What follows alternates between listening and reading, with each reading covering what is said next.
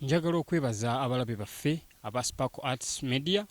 Mwebale nnyo mwebalire ddala buli omu gy'asinzidde. Omuweereza wammwe Mutamba Asif Ali ntuuse ne programu yaffe Life After Covid. Twaleese programu eno Life After Covid nga twagala okutunuulira embeera abantu gye bayiseemu, gye tuyiseemu ey'enjawulo. Abantu bali eyo, buli omu yasanga okusoomoozebwa bwe bwalangirira ekirwadde kirumima mawuggwe nti kituuse naffe wano ku nsi yaffe Uganda. Kyatukuba enkyukwe era abantu twayita mu mbeera nnyingi. So mu nkola efaanana bw'etyo tufunye programu nga tugezaako okwogera n'abantu batubuulire butya bwe baalaba embeera eyo. Kale mu mbeera efaanana bw'etyo njagala okukubiriza ggwe munnange alabika okuba nga obuddemu essuubi, olabika bw'otunuulira obulamu olaba ensi egaanye, obudde buzibye, nkusaba toggwamu ssuubi, ekintu kisoboka. Era kye kyatuleesezza programu eno olabike nga oddamu essuubi. Njagala okugattako bannange tugende twegemese, bwe banaatugema y'enkola yokka egenda okutusobozesa okuddako ku mulimu olabike nga tukola, kubanga ebintu kaakati obudde buno birabika ng'ebyakaluba. Era mu nkola efaanana bw'etyo njagala okugamba abantu tugezeeko okukuuma obutonde, tukuume obutonde kubanga eno ensi yaffe leero enkya ne luli. Bwe nzirayo programu gye twatandise bagiyita Life After Covid nga tutunuulidde ebyo ebyajja olwa Covid. Wano ndi n'omusomesa Kayingo agenda otubuulira butya bwasanze embeera, bwe yasanga embeera Covid ng'ayingiddewo. Musomesa nsanyusa okulaba. Kaakati mu Covid naye nga tetunaba kutuuka ku Covid, nkusaba osooke weeyanjulire eri abatulaba basobole okumanya ani gwe boogera naye. Amannya gange nze Banaalaza Jacob, mutendeke. Yes, teacher Banaalaza Jacob nga musomesa mutendeke. Osinga kusomesa subject ki? Amaanyi gange okusinga gali mu kubala ne science. Akati kitukoze bulungi bwegaba amaanyi gali mu kubala, gwe ogenda okutubalira buli kimu ekikwatagana ne Covid. Kati musomesa, gwe Covid omutegeera ddi nti gyali mu nsi? Covid twasooka muwulira buwulizi.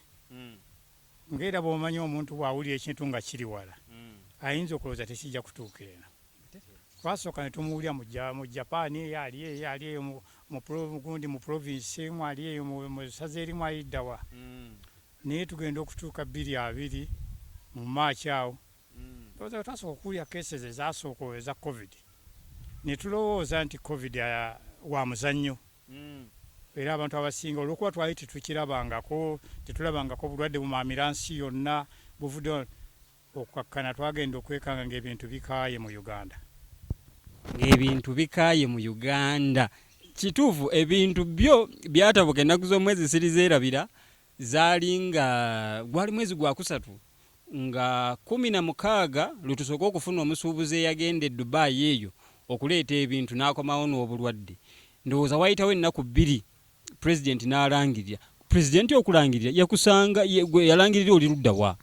Yalangirira ndi wano mu kifo wennyini. Ng'oli ku ssomero. Kakati President yalangiridde tuli ku ssomero, osobola okutubuuliramu awo n'otubuulira ekyali awo? Embeera teyali nnyangu kubanga amasomero ge gasooka okuggalwa. Gaggalwa naye nga tetumanyiddwe tukola ki, letukomawo. Awo ne kikaluba. Kubanga gaggalwa ng'abantu tebeetegese nti oli ayinawo akasente kaategese, ayina akasente kaategese awantu mwagenda okujja ssente. Nga ne badirectors baffe tebeetegekedde kuggalwa kuno.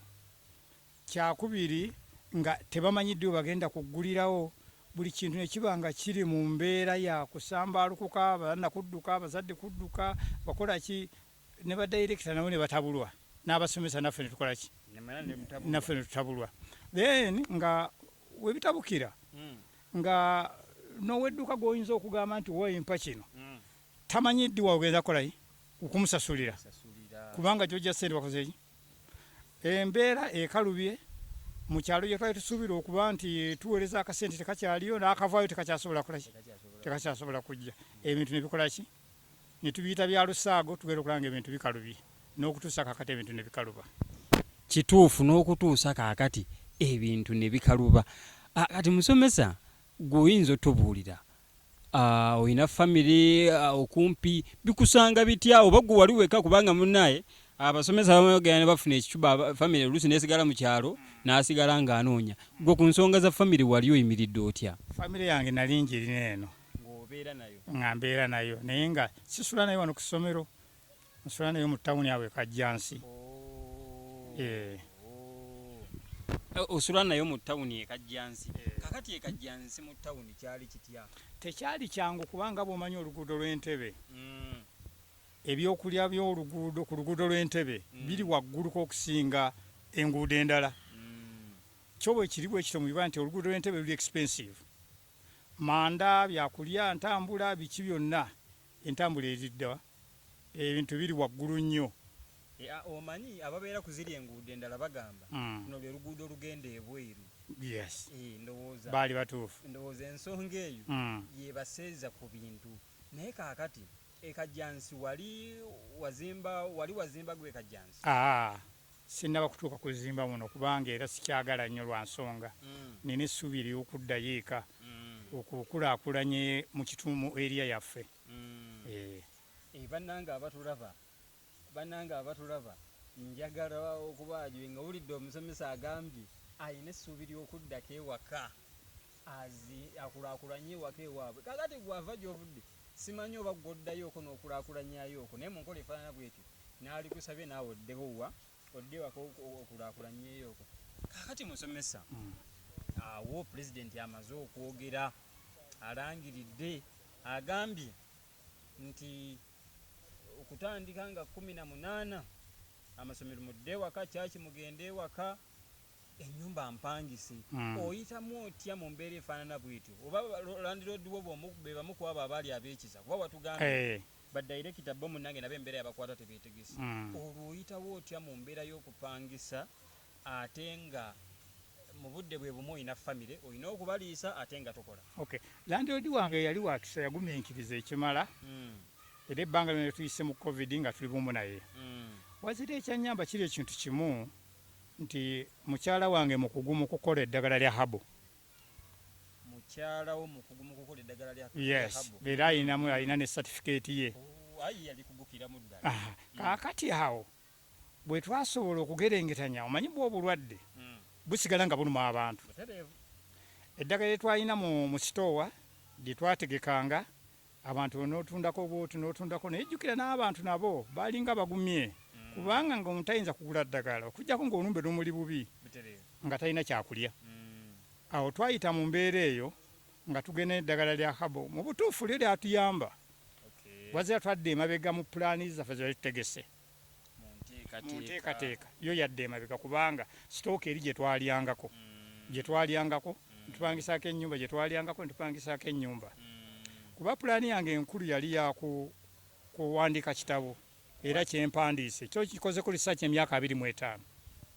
Okoze research ku kitabo emyaka 25 era covid akusanga oli munte onaatera okukitwala mu print bakikube.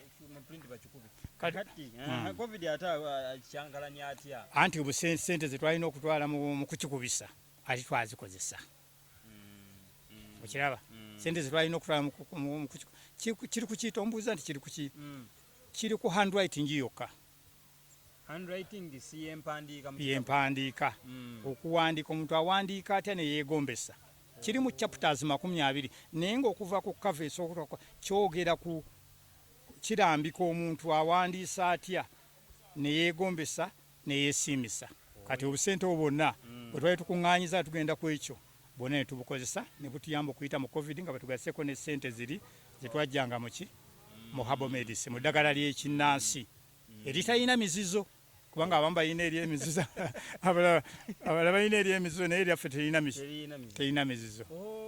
Wakati yagadde okufulumya ekitabo kyowa ikambuuzeemuuko awo kubanga nzijukirawo embeera yetabuse omwadde eno omwaddukadde eri awo bagambye nti bagenda kuweereza abantu abeetaaga okuyambibwako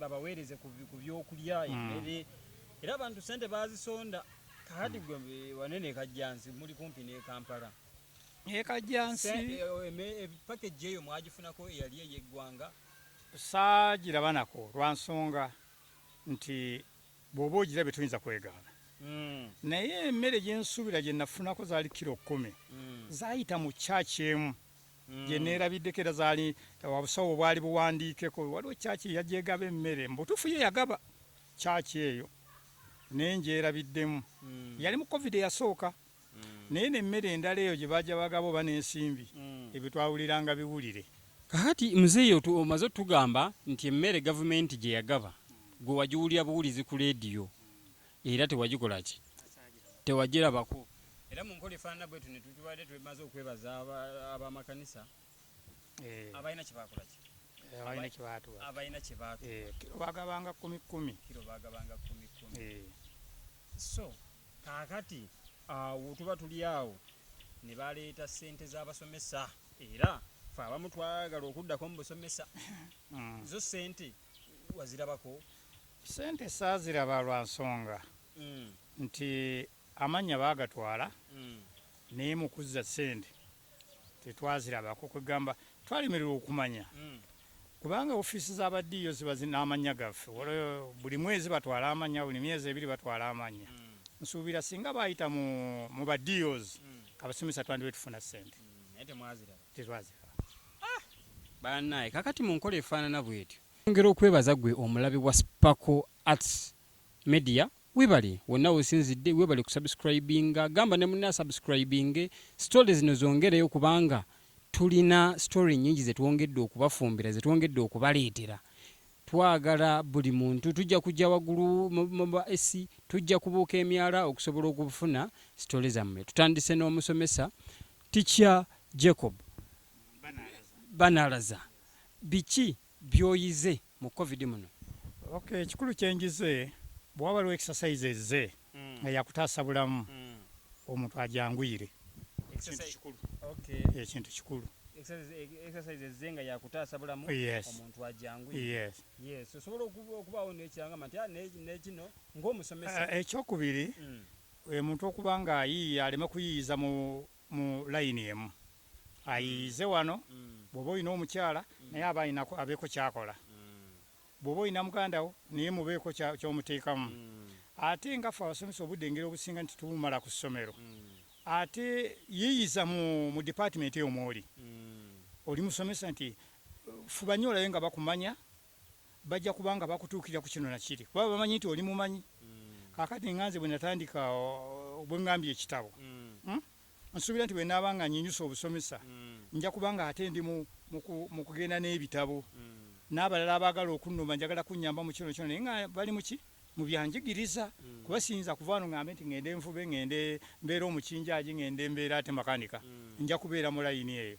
mpozi n'ekirala kwe kuterekawo akasente kobe nga okaterese mu nkalu oba okaterese mu busolo oba mu bunyonyi mu binyonyi kaga ng'enkoko naki wakati ebirundibwa bingi sekoko oziraba enkofu oziraba ebintu ebifaanana bwebityo ebyo noosobola okuterekeramu akasente tweyanziza Teacher Banalaza Jacob oyo musomesa waffe kyatatuwulidde lyessomero gy'asomesa naye ngenda kumusaba atuwulire ekyo nga bwe tumaliriza program Teacher osomesa ku ssomero ki era baako obubaka bw'osindika eri abaana abali ewaka obubaka bw'osindika eri abazadde n'abasomesa abateekateeka okuva mu busomesa nti babusanzeemu ebizibu essomero baliyita St Mary Kevin eriri Lweza mu Kajjansi essomero limanyiddwa nnyo essomero liruddewo essomero ddungi era sitadi yaffe nnungi abasomesa abaliriko tuli basomesa balungi namba nnene eriko ntendeke n'abakozi abaliko abametroni baani bonna bakwatagana bulungi n'abazadde n'abaana wazira kyenkubirira gavumenti n'abalala bakama baffe bafube nnyo okuzza obwongo bw'abasomesa mu mbeera ng'amasomero tegannakolaki tegannatandika kubanga obwongo bukyankalamu olw'okuba nti bayise mu bizibu bingi tebayambiddwa kale batuwa abaana nga bannaffe bakama baffe bamaze okutereeza obwongo. Mind setting ya basomesa kintu kikulu nnyo. Nga batugezaako ku setting ate ebirowoozo n'obwongo bw'abayizi nabwo bukyuse. Nabwo bwetaawo akadde okutereeza obwongo obwa buli muntu yenna. Oyinza okuba ku kyogamba eri abaana abali ewaka, abali mu nyumba. Ekikulu kya byonna beeyise bulungi. Ekyokubiri babeere nga tebaggwamu ssuubi. Bamanye essaawa yonna baakuddawa ku ssomero, baleme kweyisa ng'ab'ekyalo nti bakoppe nnyo kubanga bijja bakalubira nga bakomyewo mu ssomero. Beeyise bulungi, babikule ku bitabo byabwe, balabe ku bantu. Kati Uganda kizibu nnyo okubuuka amaka 2-3 nga temulimu yasoma. Bagezeeko okuyisaayisaamu obwongo buleme okuba nga butalaggira ddala. Tweyanziza nnyo ticca Banalaza Jacob. Oyo yabadde omugenyi waffe owaleero, omulabi wa Sparkle Arts Media. Nyongera okugamba nti wano wooli watuufu. Lemerako, togwamu maanyi. Muganda waali eyo bw'olaba ng'aweddemu amaanyi, story tugenda kuzireeta.